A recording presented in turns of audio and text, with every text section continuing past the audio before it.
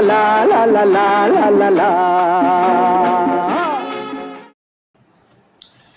নমস্কার বন্ধুরা, আজকে আমি আপনাদের জন্য একটা চটপটা রেসিপি, মানে দেখলেই জিভে তো জল এসে যায়। আজকে আমি সেই রেসিপি আপনাদের সঙ্গে শেয়ার করছি। আমি এবার এগুলোকে একটু সিদ্ধ করে নেব। সিদ্ধ বলতে আলুটাকে আর মটরটাকে, ছোলা সেদ্ধ করব না। দেখুন, দুরকম লেবুও কিন্তু নিয়েছি, ওটা কিন্তু গন্ধরাজ লেবু। এবার এই সরঞ্জাম আপনাদেরকে দেখিয়ে দিলাম। এবার আমি এর সঙ্গে আরও কি মশলা দেবো, এগুলো কি দিয়ে কীরকমভাবে কি করছি সেটাই দেখুন। এবার সঙ্গে থাকবেন বন্ধুরা। আমি যা আয়োজন সব দেখিয়েছিলাম, আমি সব কিন্তু এগুলোকে এবার কেটে কুটে গুছিয়ে রেডি করে নিয়ে এসেছি। কিন্তু আলু আমি সব কেটেছি, একটা আলু আপনাদের জন্য নিয়ে এসেছি। আমি খোলা শুদ্ধ আলু কিন্তু সেদ্ধ করেছিলাম, খোলাটা ছাড়িয়ে নিচ্ছি। নিয়ে আমি যেরকম রাফলি কেটেছি সেটাই আপনাদেরকে একটু দেখাচ্ছি। এটার কোনো সুন্দরতা পিসের প্রয়োজন নেই যে একটু সুন্দর করে কাটতে হবে, এর কোনো মানে নেই।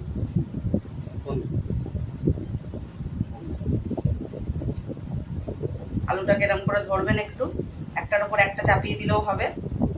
একবার এইদিকে কাটবেন, একবার এদিকে কাটবেন, একবার মাঝখানে, একবার এদিকে কাটবেন, মাঝখানে দেবেন, আবার ধার করবেন। দুটো আলুকে এরকম করে নেবেন, তাহলেও হবে। আবার এদিকে কেটে, কোনো সাইজ কিন্তু হবে না। আমি কিন্তু এইভাবেই সব আলুগুলোকে কেটে নিয়েছি।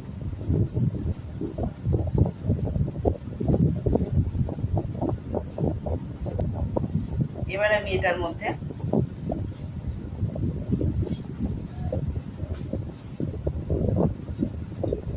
আমি এখানে মটর কিছুটা সিদ্ধ করে নিয়েছিলাম, এখানে আমি মটরগুলোকে দিয়ে দিচ্ছি। আপনারা যতটা আলু করবেন একটু আন্দাজ করে দেখে নেবেন, কতটা আলু করছেন ততটাই মটর বা ছোলাটা কিন্তু সেদ্ধ করিনি, ছোলাটা কিন্তু কাঁচাই রেখেছি। এতক্ষণে আপনাদের নিশ্চয়ই বোঝা হয়ে গেছে এটা আমি কি একটা জিভে জল আনা একটা রেসিপি তৈরি করছি। সেখানে আমি শসা কুচিও কিছুটা দিয়ে দিলাম। যদি আপনারা এতে পেঁয়াজ খেতে চান তাহলে পেঁয়াজ দিতে পারেন, কোনো অসুবিধা নেই। আর পেঁয়াজ না খেতে চাইলেও তাতেও কোনো অসুবিধা নেই। এবার আমি এখানে বেশ কিছুটা ধনেপাতা কেটেছি আর বেশ কিছুটা কাঁচা লঙ্কা একদম ঝিরিঝিরি করে কেটে নিয়েছি, যাতে ঝাল মুখে পড়বে অথচ কিন্তু খুব চিটচিটে লাগবে না। এবার আমি এর মধ্যে কিছুটা নুন দিয়ে দিচ্ছি, কিছুটা আমি সাদা আমাদের যেরকম রান্নার রোজের নুনও আমি কিছুটা দিয়ে দিলাম।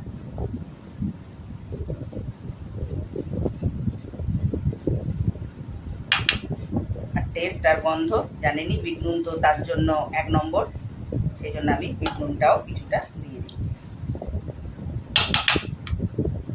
প্রথমেই কিন্তু অনেক নুন আগে দিয়ে দেবেন না। এবার আমি এখানে ভাজা মশলা দিচ্ছি, জিরে ধনে আর শুকনো লঙ্কা আমি একটু শুকনো খোলায় নেড়ে ভাজা মশলা করে নিয়েছিলাম, সেটা আর আপনাদের সঙ্গে কিন্তু আমি শেয়ার করিনি। আমি অনেক রান্নায় দেখিয়েছি সেই মশলা, সেই জন্যই কিন্তু আমি আর শেয়ার করিনি। এই আলু কাবলির কিন্তু একটা বিশাল বড় গল্প আছে বন্ধুরা, মানে আমার হাতের আলু কাবলি। এটা আমি আলু কাবলি তৈরি করছি। এবার আমি এখানে বেশ একটু কালো তেঁতুল মানে এমনি যে পাকা তেঁতুল সেটা ভিজিয়ে রেখেছি, তার গাদরাও আমি এখানে দিয়ে দিচ্ছি। যতটুকুনি প্রয়োজন সব কিছুই কিন্তু আমি আবারও বললাম। এখানে একটু পাতিলেবুর রসও দিচ্ছি। আর এখানে এটা কিন্তু আমার গন্ধরাজ লেবু। গন্ধরাজ লেবুর রসের থেকেও আমি গন্ধরাজ লেবুর পেছনটা এরকম করে একটু কুবলে নিয়ে আমি এর সঙ্গেই রেখে দেবো। এটার কিন্তু একটা আলাদা গন্ধ আছে, এটাও ঠিক তাই করবো। এটার এরকম পেছন থেকে কুবলে নিয়ে আমি কিন্তু রসটা দিলাম না, আমি এটার জন্যই রাখলাম। এখানে আমি একটু সর্ষের তেল দিয়ে দিলাম। এবার বেশ কিছুটা বাদাম দিয়ে দিচ্ছি। আবারও বললাম, যদি পেঁয়াজ খেতে ইচ্ছা করে আপনারা দিতে পারেন, আমার পেঁয়াজ খেতে ইচ্ছা নেই তাই আমি দিচ্ছি না। এবার কিন্তু এটাকে, আমার হাত পরিষ্কার একদম, সেই জন্য কিন্তু আমি হাত দিয়েই মাখছি। এটা যা অপূর্ব গন্ধ বেরোচ্ছে না এখন, হ্যাঁ, মন মাতানো গন্ধ। এর একটা ইতিহাস যদি আমার এই পেজ আমার বান্ধবীরা দেখে থাকে, আমার মনে হয় তাদেরও সেই স্মৃতি, সেই দিন আবার ওদেরও মানে চোখের সামনে ভাসবে আর কি। এটা আমার ছেলের মাধ্যমিকের সময় আমার হাতে করি ছিল। আমার 20খানা বন্ধুকে আমি এই আলু কাবলি করে খাইয়েছিলাম। কেননা মাধ্যমিকের সময় জানেনি, সিট পড়লে তো সবাই সবার কিছু না কিছু করে করে নিয়ে আসতে হয়। আমার ভাগে ছিল আলু কাবলি। সেই আলু কাবলি আজকে আমি আপনাদের সঙ্গেও ভাবলাম শেয়ার করি। এবার আমার আলু কাবলিটা রেডি করছি, একদম ফাইনালি আমি ফেরত আসছি।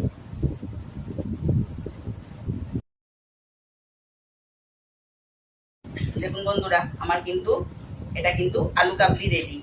এই আলু কাবলি থেকেই আমি কিছুটা আলু কাবলি আমি এই কাঁচের বাটিটায় নিচ্ছি। এখানে তো সব কিছু দেওয়া আছে, শুধু পেঁয়াজ বাদে। দেখুন, একটা জিনিসের দুরকম রেসিপি কি করে বানাতাম, কি করে বানানো যায়ও আর কি। আমি এটা সরিয়ে রাখছি। এবার এটার মধ্যেই আমি কিন্তু বেশ কিছুটা পেঁয়াজ দিয়ে নিচ্ছি।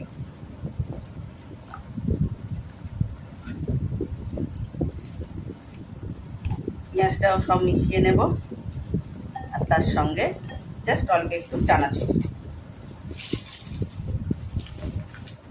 একটু গাঁটিয়ালা চানাচুর নেবেন, তাহলে কিন্তু এক কাজে দু কাজ হয়ে যাবে।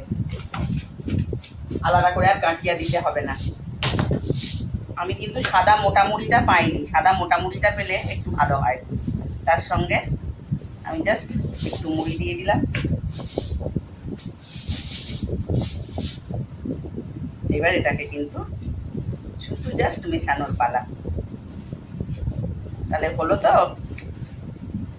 একটা থেকে দুটো রেসিপি, ডালমুড়ি আলু কাবলি দুটোই রেডি। যার যেটা পছন্দ ঝটপট করে সন্ধেবেলা একদম জিভে জল আনতে হবে না, টপ টপ করে খেয়ে নিন। কেমন লাগলো আমার এই দুটো রেসিপি আপনারা কিন্তু আমাকে জানাবেন।